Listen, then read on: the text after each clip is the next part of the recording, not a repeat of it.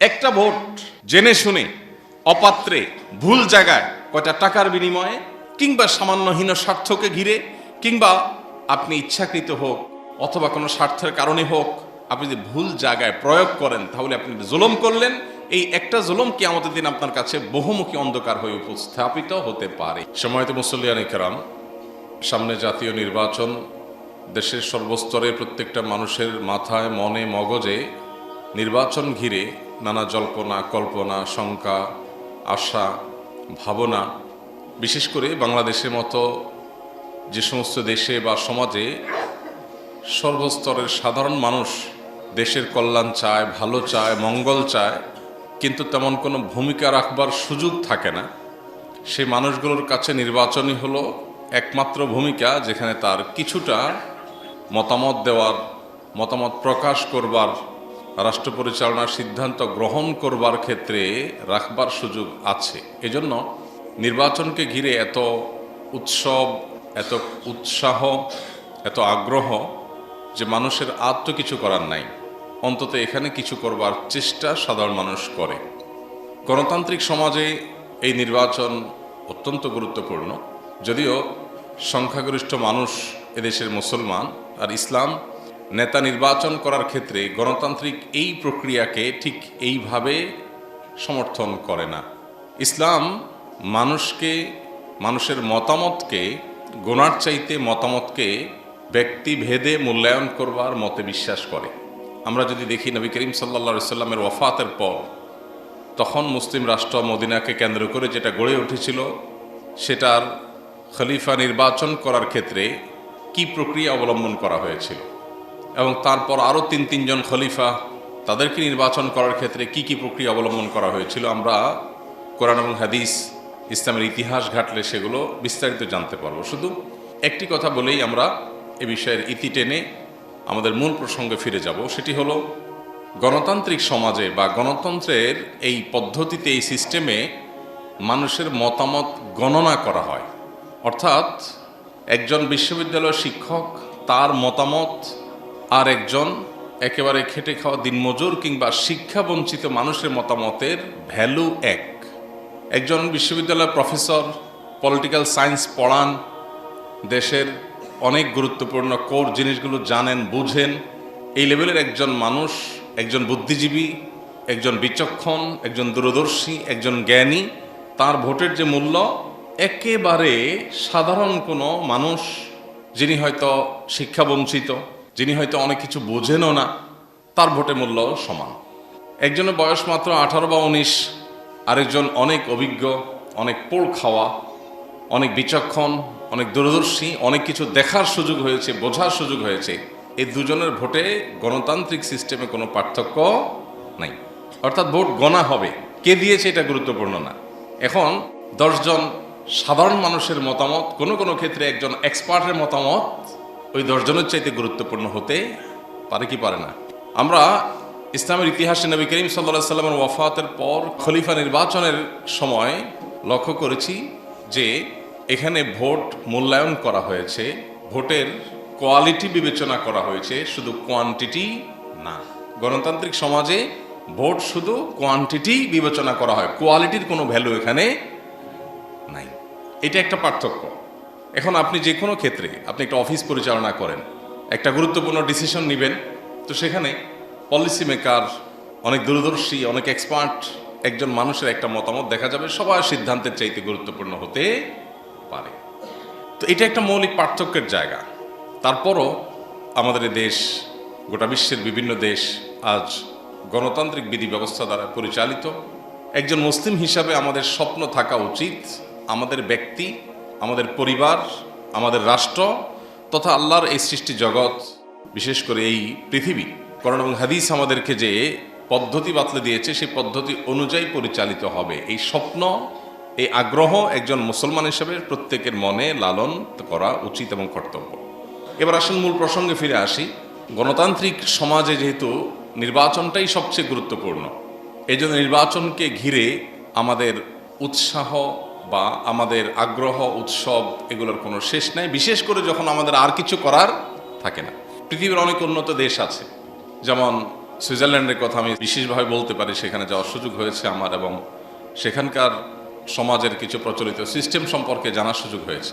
সেটা লক্ষ্য করলে দেখা যায় যে তাদের একটা সোসাইটিতে, একটা ছোট্ট সমাজে কোনো একটা কিছু করবে, সেখানে সমাজ যারা বসবাস করে সে বাসিন্দাদের মতামতটা সবচেয়ে গুরুত্বপূর্ণ থাকে। এখানে একটা স্কুল হবে কি হবে না, প্রত্যেকের কাছে ডাকের মাধ্যমে, পোস্ট অফিসের মাধ্যমে চিঠি চলে যায়, সে আবার তার মতো করে ভোট দিয়ে দেয়। এই এলাকার বাসিন্দাদের মতামত অনুযায়ী সব কিছু হবে এখানে, অন্য কারোর কথা এটা চলবে না। জনপ্রতিনিধি চাইলেন, আর এখানে উনি একটা স্কুল করলেন, উনি একটা মসজিদ করলেন, একটা মাদ্রাসা করলেন, রাস্তা করলেন, একটা কিছু করলেন না, এত সহজ না। এলাকাবাসী ছোটখাটো বিষয়গুলোর জন্য ছোটখাটো ভোট হয়, তাদের মতামতের ভিত্তিতেই সেখানে সব কিছু হয়। তো আমাদের দেশে যেহেতু অন্য কোনো ক্ষেত্রে আমাদের আর মতামত নেওয়ার সুযোগ নেই, 5 বছরে একবার সুযোগ আসে, সেটাও আবার অনেক সময় দেখা যায় দীর্ঘকাল সুযোগ হাতছাড়া হয়ে যায়। এই জন্য আমাদের উৎসাহের শেষ নাই শুধুমাত্র ভোটকে ঘিরে। এক্ষেত্রে সারা বিশ্বের ওলামা ইকরামের মূল্যায়ন হলো, অবজারভেশন হলো, যে সমাজ, যে রাষ্ট্র গণতান্ত্রিক সমাজ, যেখানে গণতন্ত্র প্রচলিত আছে, বিকল্প কোনো কিছু নেই, সেখানে যদি কোনো নির্বাচনে কোনো ভোটার তিনি যদি কোনো ভোট দেওয়া থেকে বিরত থাকেন এবং এর ফলে অন্তত একটা মন্দ মানুষ, একটা খারাপ মানুষ নির্বাচিত হওয়ার সুযোগ তৈরি হয়, তাহলে সেক্ষেত্রে এটা সন্দেহাতীতভাবে একটা ভুল সিদ্ধান্ত। অনেকেই আছেন যারা মনে করেন যে আমি তো গণতান্ত্রিক এই প্রক্রিয়াটাকেই পছন্দ করি না, সো আমি ভোট দিলাম না। এই দৃষ্টিভঙ্গি অনেকেই লালন করেন, তাদের প্রতি যথেষ্ট শ্রদ্ধা রেখেই বলছি। সৌদি আরবের সর্বোচ্চ ওলামা ইকরামের অন্যতম ছিলেন শেখ মোহাম্মদ সালেহ আল উসাইমিন রাহিমাহুল্লাহ, সমকালীন বিশ্বের সবচেয়ে বড় স্কলারদের একজন গণ্য করা হয়। তিনি পরিষ্কারভাবে মতামত দিয়েছেন, কোনো সমাজে যখন ভোটাভুটির সিস্টেম থাকে, গণতান্ত্রিক এবং নির্বাচনের পদ্ধতি প্রচলিত থাকে, সেখানে তুলনামূলক ভালো মানুষটাকে নিজের ভোট দেওয়া এটা ভোটারের কর্তব্য। তুলনামূলক ভালো মানুষকে যদি আপনি ভোটটা না দেন, আপনার মতটা আপনি না দেন, তাহলে দিন শেষে কি হবে? দিন শেষে এই ন্যারেটিভ, এই মতামতের ভিত্তিতে যে ন্যারেটিভ বিল্ড হয়, যে ন্যারেটিভ প্রতিষ্ঠিত হয়, সেটা অন্যায় সমাজের মধ্যে ঝেঁকে বসার ক্ষেত্রে আরো বেশি সহায়ক হবে।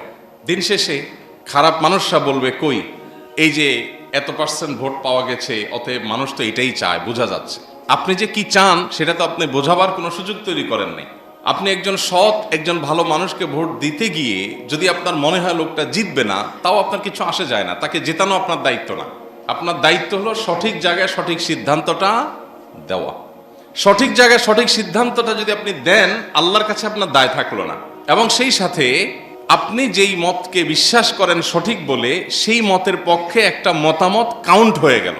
এটা ওই মতের পক্ষে ন্যারেটিভ বিল্ড করার ক্ষেত্রে এক পদক্ষেপ হলো, এক পা হলো আগাবে। আর যদি আপনি বিরত থাকেন, তাহলে এখানে ভালো এবং মন্দের যে প্রতিযোগিতা, যোগ্য এবং অযোগ্যের যে কম্পিটিশন, এই কম্পিটিশনে আপনার কোনো ভ্যালু অ্যাড করা গেল না, ফলে মন্দের পাল্লা ভারী হওয়ার আশঙ্কা থাকবে। আল্লাহ রাব্বুল আলামিন কোরআনে কারিমে আমাদেরকে আমানতের ব্যাপারে সচেতন করেছেন। একজন ইমানদার তিনি আমানতদার হতে হবে। এই ভোটকে এক প্রকার মতামত গ্রহণ করা, পরামর্শ চাওয়ার মতো বিষয় হিসেবে তুলনা করা যায়। আর যখন কেউ পরামর্শ চায় আপনার কাছে যে আপনি মতামত দেন, তখন কিন্তু এটা আপনার কাছে আমানত হয়ে যায়। নবী করিম সাল্লাল্লাহু আলাইহি ওয়াসাল্লাম বলেছেন, আল মুস্তাশারু মু'তামান, যার কাছে পরামর্শ চাওয়া হয় এই লোকটা আমানত এর দায়িত্ব বহন করছে, বোঝা বহন করছে। আপনাকে বলা হলো যে আপনি মতামত দেন, যখনই আপনার কাছে মতামত চাওয়া হলো, তখনই আপনার উপর আমানত এসে জেঁকে বসেছে। এখন আপনার কর্তব্য হলো এই আমানতকে যথাস্থানে রেখে দেওয়া। অতএব আপনার মতামতটা যেন যথাস্থানে হয়, সেটাই হবে আমানতদারিতা রক্ষা। আর যদি না হয়, তাহলে মনে রাখবেন নবী করিম সাল্লাল্লাহু আলাইহি ওয়াসাল্লাম বলেছেন, লা ঈমান লিমাল্লা আমানাতালাহ, যার মধ্যে কোনো আমানতদারিতা নাই, তার ঈমানও নাই। সে নাম কষ্টে মুসলিম হতে পারে, সে চূড়ান্ত বা প্রকৃত অর্থে মুসলিম হতে পারে না যার ভিতরে আমানতদারিতা নাই। আল্লাহ তাআলা বলেছেন, ইন্নাল্লাহা ইয়া'মুরুকুম আন তু'আদ্দুল আমানাতি ইলা আহলিহা, আল্লাহ নির্দেশ করেছেন যে তোমরা আমানত যথাস্থানে পৌঁছে দিবা, এটা তোমার কর্তব্য। ওয়া ইযা হাকামতুম বাইনান নাস, আর যখন মানুষের মাঝে সিদ্ধান্ত দেওয়ার সুযোগ তোমার হাতে আসবে, সিদ্ধান্ত যখন তুমি দিবে যে আমি আমার সিদ্ধান্তটা দিচ্ছি, চূড়ান্ত ফয়সালা আমার হাতে না, কিন্তু সিদ্ধান্ত দেওয়ার ক্ষমতা আমার আছে, তাহলে আন তাহকুমু বিল আদল, তাহলে সিদ্ধান্ত দিবে ইনসাফের সাথে, নিষ্ঠার সাথে। আমাদের ব্যক্তি, দল, স্বার্থ, এসব বিষয়গুলো সিদ্ধান্ত দেওয়ার ক্ষেত্রে আমাদের উপরে প্রভাব বিস্তার করে। আমরা বায়াসড হয়ে পড়ি। আমি একটা দল করি, অতএব আমি সেক্ষেত্রে অন্ধ হয়ে যাই। আমার একজন ব্যক্তির সাথে ব্যক্তিগত সম্পর্ক আছে, সেক্ষেত্রে আমি তার ব্যাপারে দুর্বল হয়ে অন্ধ হয়ে যাই। আমি মতামত দেওয়ার ক্ষেত্রে হয়তো সেই ব্যক্তি এই মত পাওয়ার উপযুক্ত না, আমি জানি, বিশ্বাস করি, কিন্তু আমি অন্ধ, আমি বায়াসড, আমি নানা কারণে প্রভাবিত। এই প্রভাবের বাইরে এসে সিদ্ধান্ত দিতে পারা হলো ইনসাফ। আল্লাহ তাআলা কোরআনে কারীমে বলেছেন তোমাদের ইনসাফ তো করতেই হবে। পাশাপাশি আল্লাহ বলেছেন ওয়ালা ইয়াজরিমান্নাকুম শানাআনু কওমিন আলা আল্লাহ তা'দিলু। কোনো ব্যক্তির সাথে, কোনো গোষ্ঠীর সাথে তোমার বিদ্বেষ আছে, অপছন্দ বা খারাপ লাগা কাজ করে যে কোনো ইস্যুকে কেন্দ্র করে, এর পরেও তার বিষয়ে যদি সিদ্ধান্ত নিতে হয় তোমাকে ইনসাফ করতে হবে। আমি তার প্রতি কোনো কারণে রুষ্ট বা আমার অপছন্দের কোনো জায়গা আছে, সে আমার শত্রু, তাই বলে সে অবিচার পাওয়ার হক রাখে না। শত্রু হলেও সে ইনসাফ পাওয়ার হক রাখে। এই একটা জায়গায় এসে আমরা বেশিরভাগ মানুষ পা পিছলে যায়। নামাজ রোজা করা, অনেক তাসবিহ তাহলিল করা, অনেক নফল আমল করা, এটা যতটা সহজ, আমানত যথাস্থানে পৌঁছে দেওয়া এতটা সহজ কাজ না। অটল সিদ্ধান্ত গ্রহণ করবার অদম্য শক্তি থাকতে হয়, আল্লাহর ভয় সেরকম প্রগাঢ় থাকতে হয় যে আমি যদি ভুল সিদ্ধান্ত দেই এর দায় ভার দায়িত্ব সম্পূর্ণটুকু আমার উপর আসবে। কোরআনে কারীমে অন্তত 40 বার আল্লাহ রাব্বুল আলামিন ইনসাফ প্রসঙ্গে কথা বলেছে, ইনসাফ এবং ন্যায় প্রতিষ্ঠা করবার কথা বলেছে। কোথাও রোড অ্যাক্সিডেন্ট হয়েছে, একটা বাইকের সাথে একটা রিক্সা ধাক্কা লেগেছে, বাইকে যিনি আরোহী তিনি আপনার প্রতিবেশী অথবা আপনার পরিচিত কেউ, আপনজন কেউ, আপনি কিন্তু সেখানে দাঁড়িয়ে আগে থেকেই ভাবেন যে রিক্সাওয়ালার কি দোষটা বাইর করা যায়, কারণ বাইকওয়ালা আপনার নিজের লোক। আপনি যদি দেখতেও পান যে বাইকওয়ালা দোষ করেছে, তার ভুল, তারপরও কিন্তু আপনি সাধারণত বা খুব বেশি মানুষ সাধারণত বলতে পারে না যে ভাই দোষটা কিন্তু আপনারই হয়েছে। এটা বলার জন্য মেরুদণ্ডের দরকার হয়, এটা সবাই পারে না। বেশিরভাগ মানুষ আমরা বায়াসড হয়ে যাই, এই বায়াসনেসের ফলে আমরা ভুল সিদ্ধান্ত নেই, এবং এটার নাম জুলুম। এটার নাম কি?